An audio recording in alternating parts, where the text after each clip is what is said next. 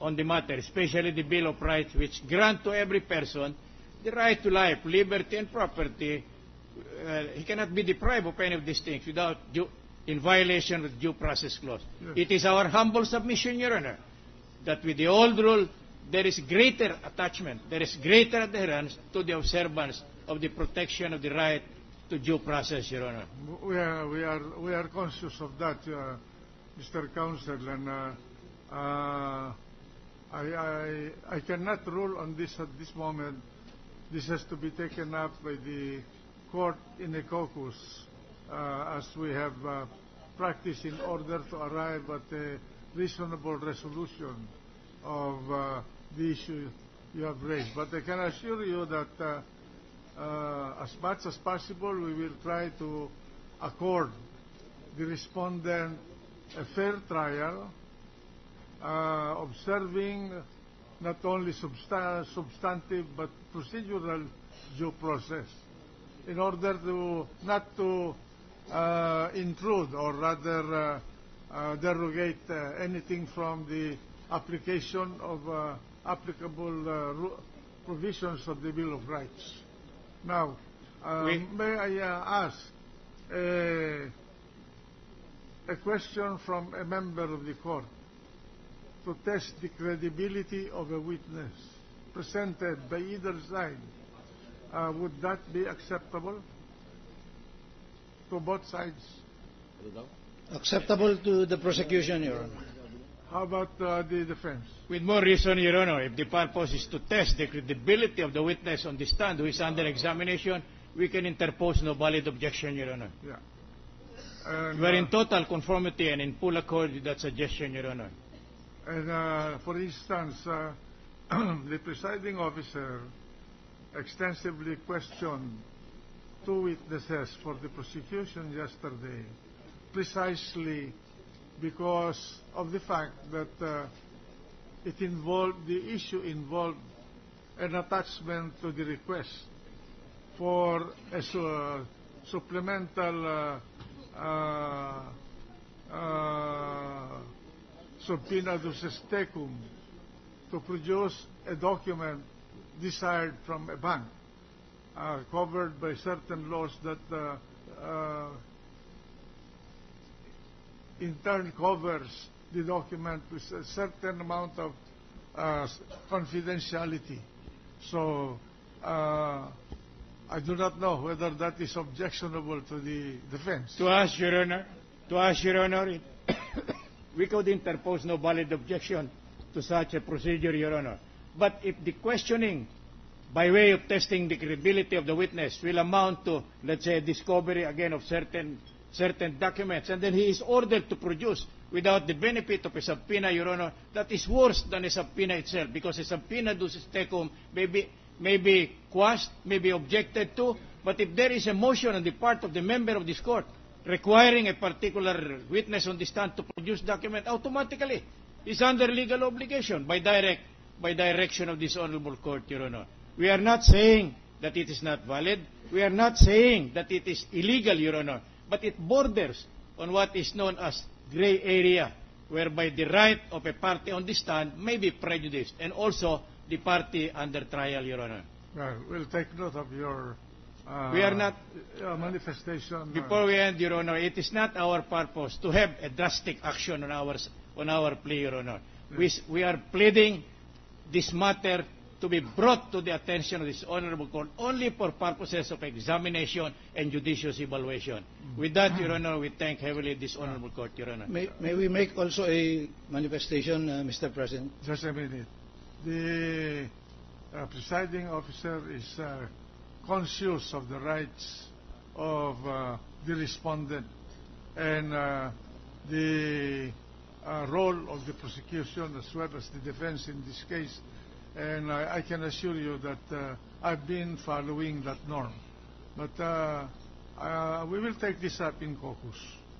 Thank you, Your Honor. The chief of the panel of prosecutors from the House. Yes, Mr. President, may we just make a counter manifestation on the matter. There's a saying in English which says that if ain't broke, don't fix it. Kung wala naman diferensya o sira, huwag mo nang kukumpunihin. The rules as they stand now are perfect, Mr. President, because by presidents, we have been doing this in the 11th Congress in the hearing of the case, in the impeachment case of President Estrada, these same rules applied. And even in the U.S. Senate, Mr. President, this same rule is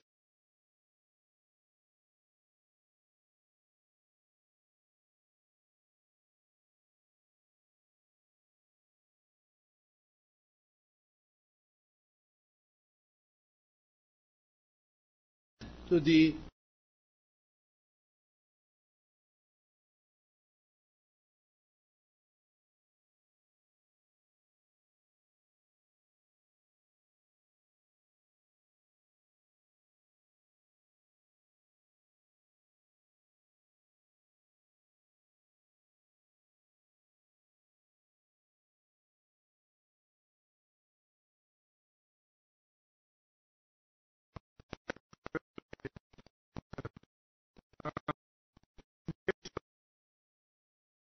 In case of impeachment of the House of Representatives, that of a grand jury, you are supposed to have prepared the evidence before.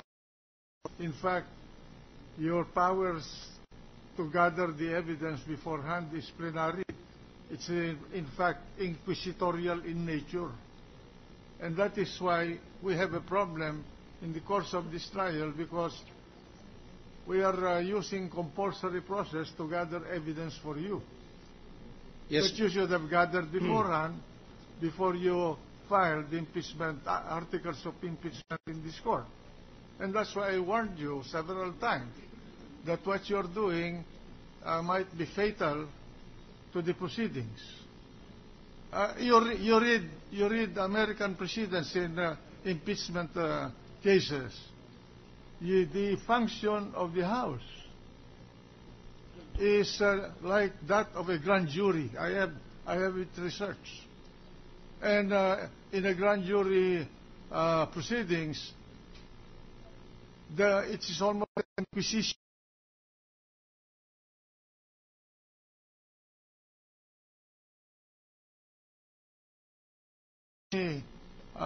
Sector, but you are called upon to keep these subpoenaed records absolutely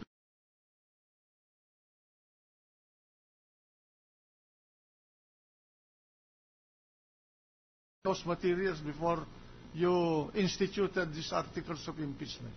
But anyway, we we are already at this point. It's too late to backtrack, but it's a lesson that we have. 1 minute, Mr. President, on this matter. Before that, Mr. President. No, I suggest that let the chief of the prosecution panel. I submit, Mr. President. Thank you, Mr. President. There are 3 modes of initiating impeachment complaint, Mr. President.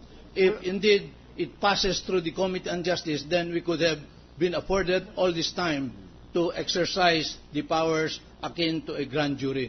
But, Mr. President, there is a 3rd mode which is specifically granted by the Constitution, where in case the verified complaint or resolution of impeachment is filed by at least 1/3 of all the members of the House, it shall be sent immediately to the Senate because, Mr. President, yung impeachment po kasi emergency power po ito ng mamamayan. Halimbawa po, kung yung Pangulo ng Bansa o yung punong maestrado po sa tingin ng isa bawat 3 miyembro ng Kamara po ay talagang dapat panagutin kaagad-agad.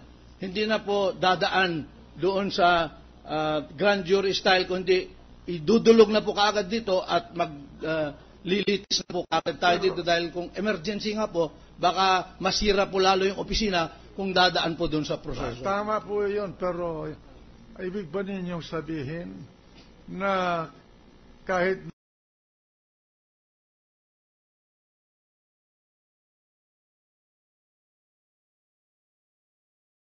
yung ilalagay ninyo sa articles of impeachment na wala kayong batayan?